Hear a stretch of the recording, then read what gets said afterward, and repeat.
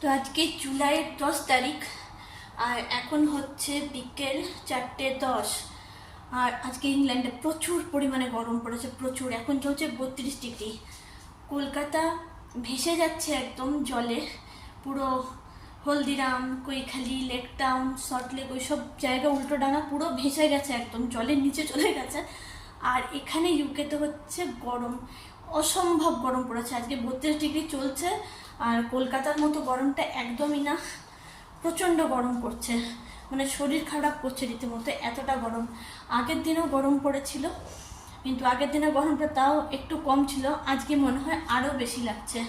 জানি না কতদিন আর এরকম গরমটা থাকবে, কবে ইউকেতে যেমন আমরা ঠান্ডা এক্সপেক্ট করি যে প্রচণ্ড ঠান্ডা, জ্যাকেট পরে থাকতে হচ্ছে, সেই ঠান্ডাটা কবে পড়বে কে জানে, হয়তো কিছুদিন পরে পড়লেও পড়তে পারে, জানি না।